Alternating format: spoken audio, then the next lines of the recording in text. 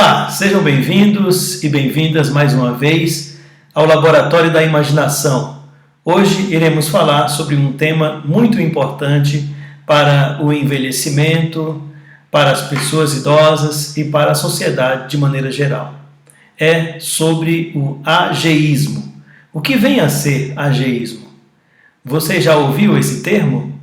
Você já enfrentou alguma situação caracterizada por ageísmo?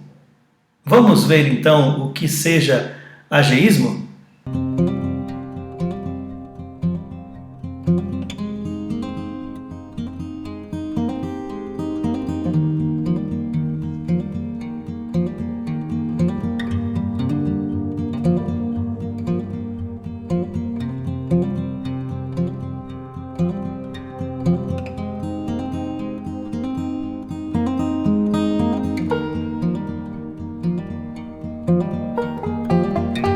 Vamos então ao conceito de ageísmo, também conhecido na literatura como idadismo. É uma forma de preconceito baseada na idade, que ocasiona a discriminação contra as pessoas vistas como idosas e contribui para sua marginalização e eventual exclusão social. Esse conceito trabalha com os termos discriminação e preconceito. A discriminação é a ação ou efeito de segregar, de separar, de pôr à parte. E o preconceito é uma opinião ou sentimento concebido sem o devido exame. É um juízo prévio que se manifesta numa atitude vexatória. Então, o ageísmo ou o idadismo como sinônimo de ageísmo, é justamente essa forma discriminatória e preconceituosa que separa, segrega, põe à parte as pessoas idosas de uma forma vexatória.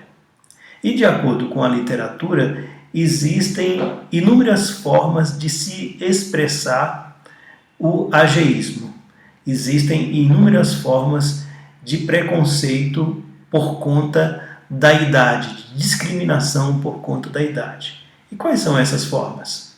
Em um estudo publicado na Itália, foi identificado 26 formas de ageísmo, de discriminação, de preconceito contra a pessoa idosa em função de sua idade. Lembrando que na Constituição italiana é proibido expressamente o ageísmo.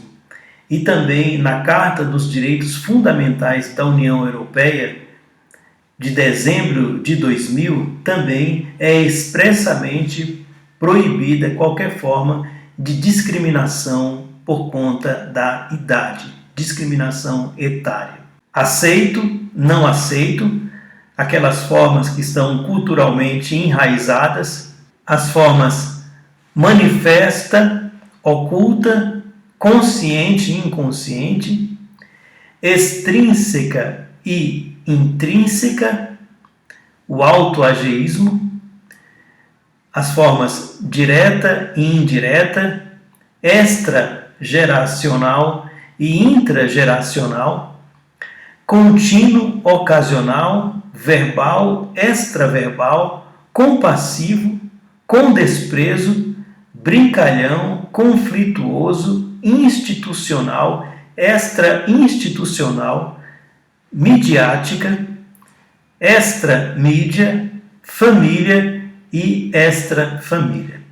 Ou seja, todas essas formas de discriminação e preconceito contra a pessoa idosa por conta de sua idade são manifestações de ageísmo, que muitas vezes estão veladas na cultura e se expressa no nosso comportamento para com a pessoa idosa. Por exemplo, aquela forma infantilizada de tratar o idoso, isso também é uma forma de ageísmo. Talvez aceito, enraizado na cultura, mas tratar o idoso de uma maneira infantilizada é justamente não respeitar a sua condição de adulto, a sua história de vida e muitas vezes considerá-lo como alguém dependente e que precisa se comunicar de uma forma infantilizada. Isso é totalmente inadequado na relação com a pessoa idosa.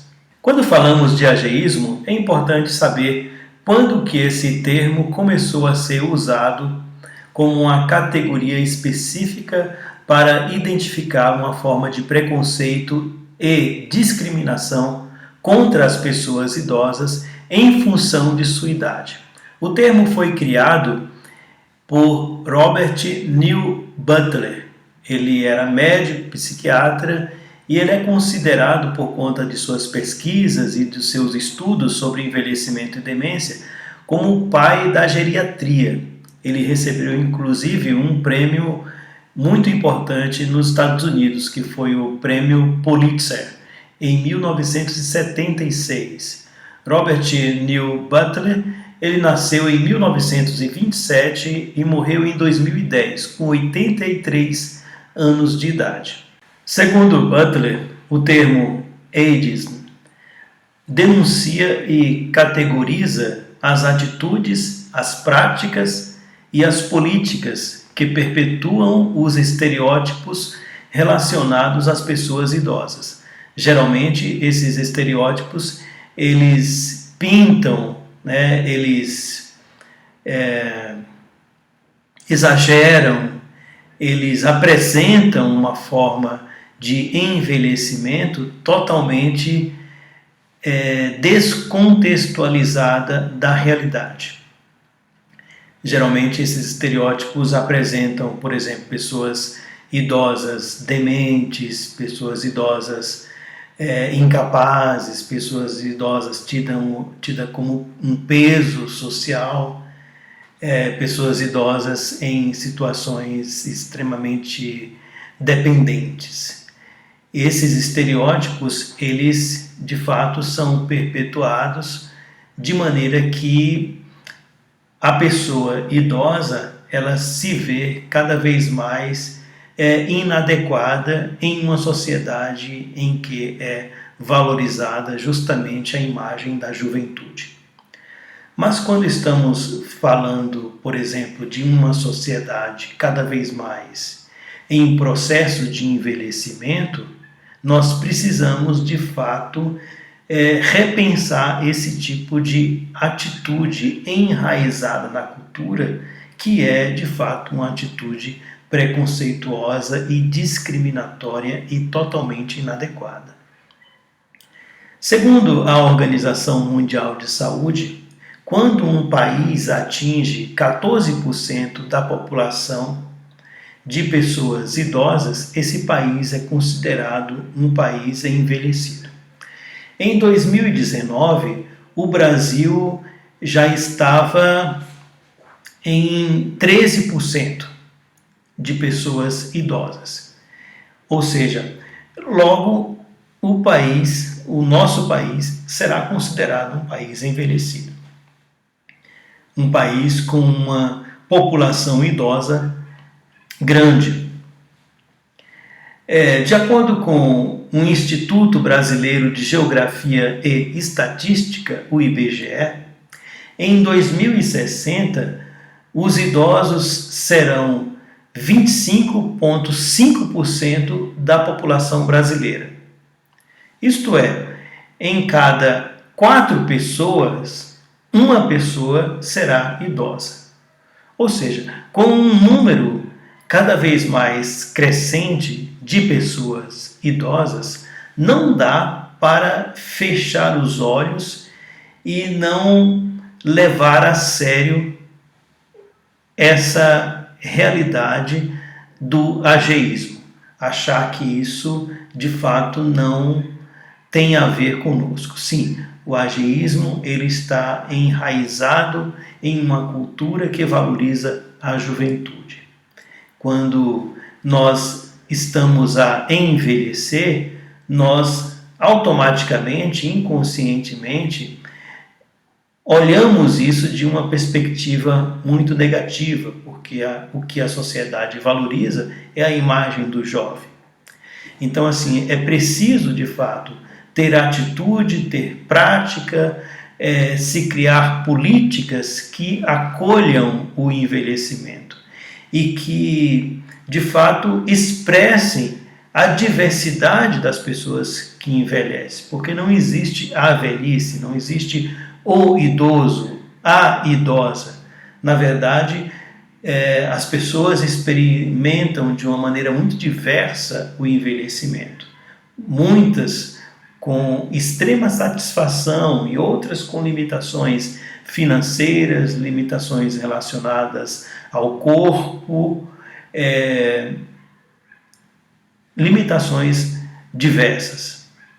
Mas cada vez mais a longevidade com qualidade de vida tem sido marcada como uma realidade crescente na população idosa. Depois de falar de maneira geral sobre o ageísmo como uma forma de discriminação e de preconceito a pessoas idosas em função de sua idade, eu vou trazer para vocês uma síntese que eu fiz a partir da leitura de 2 textos. O primeiro texto tem o título Envelhecimento Saudável, Resiliência Cognitiva e Qualidade de Vida. E o segundo texto tem como título Precisamos discutir sobre o idadismo, que é, como eu falei anteriormente, uma outra forma de falar sobre ageísmo. Idadismo seria um sinônimo para ageísmo. Eu dividi, então, essa síntese em 3 partes. A primeira parte tem como título a imprecisão, a segunda parte a diversidade e a terceira parte a dignidade. Vamos, então, a essas divisões que eu fiz da nossa síntese.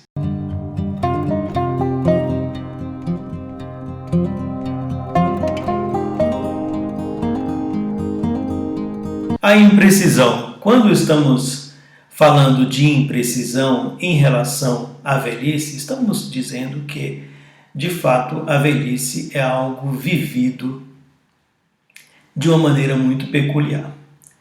Existe um relato de uma escritora e filósofa francesa chamada Simone de Beauvoir, que escreveu um livro que tem o título A Velhice.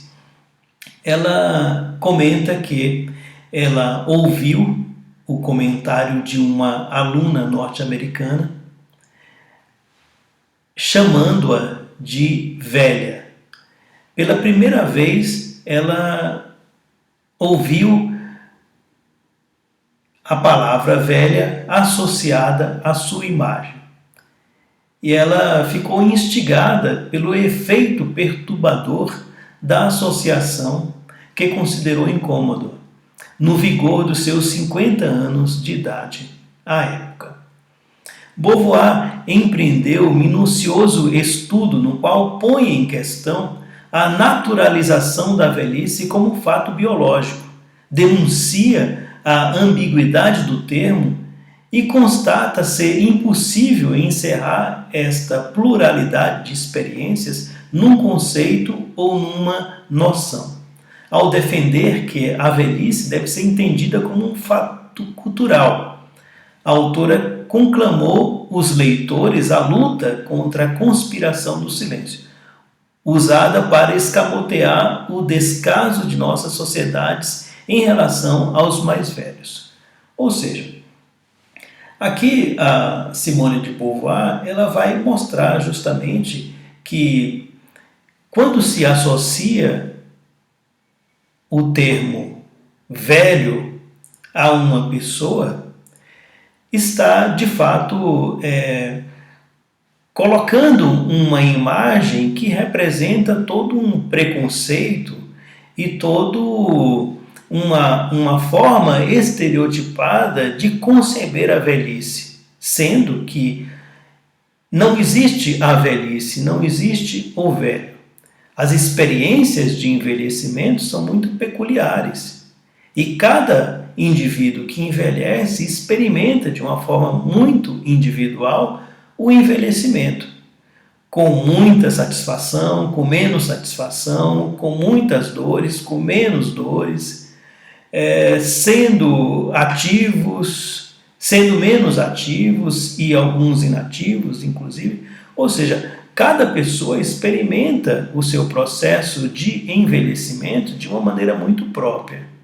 E aí, quando uma aluna olha para a sua professora, no caso a Simone de Beauvoir, com os seus 50 anos de idade e a caracteriza como velha, esta aluna está de fato sendo bastante preconceituosa e imprecisa quando classifica uma mulher filósofa, professora da universidade, em pleno vigor, como velha.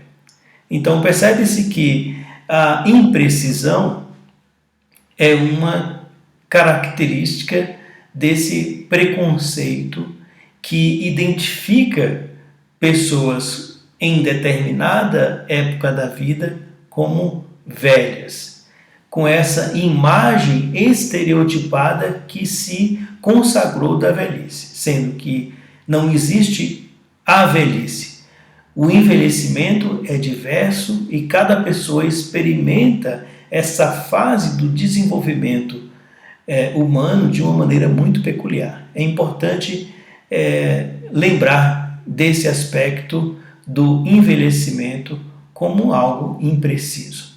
Se formos falar em termos de legislação, estamos dizendo que uma pessoa que atinja 60 anos de idade, ela goza de direitos oriundos desse tempo de vida. Mas isso não significa que esta pessoa com 60 anos de idade, ela tenha que carregar em si o peso de um conceito criado culturalmente com todo um estereótipo de representação social que coloca essa pessoa em uma situação muito precária, à margem. E isso é a função, e esta é inclusive a função do preconceito: segregar, separar, colocar à margem. Ou seja, não se pode entender e conceber a velhice como um fator só, como algo único, mas entender como uma experiência diversa, e cada pessoa diz sobre o seu envelhecimento de uma maneira muito peculiar. Eu lembro que, em conversa com um idoso, ele disse que se sentia bastante feliz por ter seus 80 anos de idade. E ele dizia bem assim: olha, eu sei que eu não consigo fazer muitas coisas que eu já fiz na minha juventude, mas eu já estou extremamente satisfeito por ter feito muitas coisas que hoje eu não posso fazer mais. Mas agora eu posso fazer uma coisa que é descansar. Eu gosto de descansar e saber que já vivi muitas coisas e muitas coisas que me deram prazer e satisfação e realização pessoal. Hoje é um tempo para descansar. Eu achei essa declaração muito sábia e ao mesmo tempo muito apropriada para dizer o seguinte: olha, eu estou vivendo uma outra época da vida com novos propósitos, com nova perspectiva, inclusive com uma realização pessoal.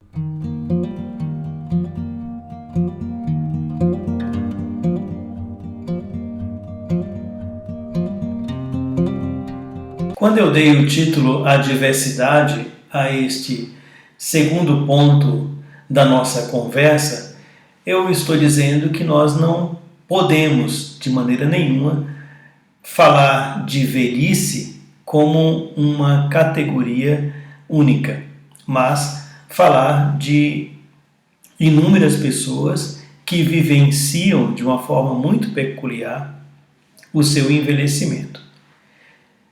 De maneira geral, quando falamos sobre a geração que está envelhecendo ou a geração de pessoas idosas contemporaneamente, estamos nos referindo àquelas pessoas que nasceram após o período da Segunda Guerra Mundial. Essa é uma geração que geralmente a literatura chama de os Baby Boomers. E eles compreendem as pessoas que hoje estão aí com 70, 80, 90 anos de idade, né? Essas pessoas, elas tiveram uma participação social bastante ativa na sua geração. Elas moldaram de uma maneira assim muito peculiar o que era a juventude, por exemplo, nos anos 70 e 80. Homens e mulheres que passaram por importantes mudanças na sociedade, ou mesmo tiveram participação ativa nessas mudanças, tais como o movimento feminista, as mudanças no comportamento sexual, os novos modelos de casamento e de família, a entrada maciça das mulheres nas universidades e no mercado de trabalho, o uso da pílula anticoncepcional, a vivência de terapias psicológicas e psicanalíticas, o movimento da contracultura, a lei do divórcio, entre tantas transformações que ocorreram nos anos de 1960 e nas décadas seguintes.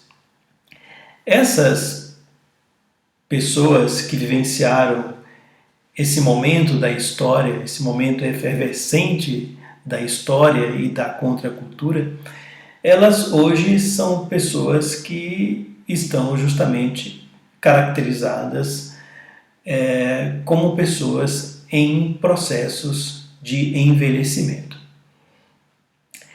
Só que elas não podem, mesmo assim, mesmo que elas façam parte de uma geração muito peculiar, elas não podem ser identificadas como uma categoria específica. Essas pessoas, elas são os velhos. Não existe a velhice e não existe um envelhecimento único. É interessante que em um dos artigos que eu li, diz que as velhices são diversas. Os jovens também são diversos, os adultos são diversos, ou seja, nós somos marcados por uma diversidade muito grande. Então, aí o artigo diz assim: ao lado do vovô austero de cabelos brancos, temos o motoqueiro tatuado que já é avô e vira pai novamente. É lógico que é uma frase um tanto também estereotipada, mas que de fato representa uma diversidade muito grande, não apenas na maneira como o corpo velho se apresenta socialmente, mas também como a pessoa idosa se sente na sua subjetividade. Inúmeras pessoas idosas, elas vão dizer que se sentem realizadas, felizes, se sentem plenas no seu envelhecimento, como outras pessoas por razões financeiras, sociais, razões relacionadas ao corpo, à saúde, acaba também tendo uma experiência da velhice um tanto precária. E que, por isso, é preciso, inclusive, pensar o envelhecimento não como uma responsabilidade apenas do indivíduo, mas como uma responsabilidade da sociedade e também uma responsabilidade dos governos, de pensar o envelhecimento da população como um fator que deve ser de fato adequado em um contexto de políticas públicas que acolham e que oportunizem a experiência do envelhecimento de uma maneira ativa, socialmente acolhida e que possa de fato agregar essa diversidade de representações do envelhecimento. Tem pessoas idosas que querem aposentar e simplesmente descansar, outras que querem continuar trabalhando, outras que querem viajar, outras que simplesmente querem cuidar dos seus netos e estar presente de uma maneira assim mais ativa na sua família.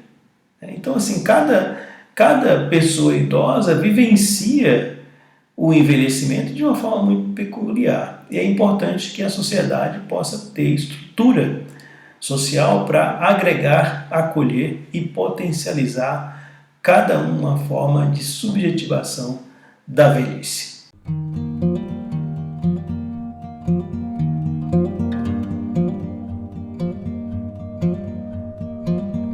A dignidade da velhice. O que queremos dizer quando estamos dando esse título? Dignidade da velhice é dizer que a pessoa que envelhece, ela tem uma história de vida marcada por uma experiência peculiar. Uma experiência em uma conjuntura histórico-social específica. E por isso tem uma história que é resultado de inúmeras escolhas e de condições de vida diversas. Quando nós estamos conversando com uma pessoa idosa, é importante interagir com esta pessoa considerando-a como de fato é uma pessoa adulta e uma pessoa com uma experiência de vida vasta. Inclusive, se nós tivermos humildade e tivermos, inclusive, tato, nós iremos aprender muitas coisas que não sabemos neste tipo de interação. Logo, é totalmente inadequado usar nessa interação aqueles termos no diminutivo, aqueles termos que geralmente se usa com crianças, a chamada comunicação infantilizada. Isso é de fato ruim para a dignidade da pessoa idosa como uma pessoa adulta. Quando você usa esse termo, essas formas de comunicação infantilizadas, de fato, você está sendo bem inadequado. Uma outra forma também de se relacionar com a pessoa idosa que é inadequada à sua dignidade enquanto pessoa adulta é aquele modo paternalista de se tratar o idoso. Quando você quer fazer tudo por ele, como quando você atravessa na sua frente, né? Quando você toma a iniciativa ao invés de esperar que a pessoa mesmo tome a sua iniciativa no seu tempo e do seu modo, o que fica aí evidente é justamente a questão da dependência. Essa forma de comportamento em que você é muito paternalista, você de fato está implicitamente dizendo que a pessoa idosa ela é dependente. Não, ela tem um tempo de resposta a um estímulo X que lhe é próprio. E esse tempo de resposta pode não ser o seu tempo de resposta, mas é importante sempre entender que a pessoa idosa ela deve responder aos estímulos do ambiente de acordo com o seu tempo e a sua autonomia. Se caso a pessoa precisar de ajuda, ela vai sinalizar. Se caso ela estiver fazendo algo equivocado, você pode inclusive pontuar uma melhor forma de se fazer aquilo, mas sempre respeitando essa condição da pessoa idosa como adulta e autônoma. É interessante também pensarmos nessa questão da dignidade da pessoa idosa, pois todos nós somos instados de uma maneira muito consistente através das propagandas midiáticas de que o belo, de que o bom é o jovem. É uma sociedade que endeusa a juventude. Quando você envelhece em uma sociedade assim, você então encara o envelhecimento de uma maneira muito reativa, como se você tivesse que lutar contra o envelhecimento, como se o envelhecimento fosse algo extremamente pernicioso. Isso é uma forma de tratar o envelhecimento indigna. É importante pensar no envelhecimento como uma conquista histórico-social. É importante pensar no envelhecimento como uma conquista de experiência de vida. E cada idoso, então, tem a sua própria experiência e tem a sua forma muito peculiar de encarar o seu envelhecimento. Quando falamos de envelhecimento e dignidade, estamos também falando de autonomia. E quando falamos de autonomia, estamos se referindo à capacidade de fazer escolhas, de tomar decisões. E eu gosto de uma frase que diz assim: qual é o lugar do velho? O lugar do velho é onde ele quiser. E esta vontade tem e precisa ser respeitada. Finalizando o Laboratório da Imaginação de hoje, eu quero agradecer a atenção de todos e de todas e finalizar este momento com um texto do Rubem Alves sobre a velhice, por oposição. Ele diz assim: sobre a velhice, por oposição aos gerontologistas que analisam a velhice como processo biológico, eu estou interessado na velhice como um acontecimento estético. A velhice tem a sua beleza, que é a beleza do crepúsculo. A juventude eterna, que é o padrão estético dominante em nossa sociedade, pertence à estética das manhãs. As manhãs têm uma beleza única, que lhes é própria. Mas o crepúsculo tem um outro tipo de beleza, totalmente diferente da beleza das manhãs. A beleza do crepúsculo é tranquila, silenciosa, talvez solitária.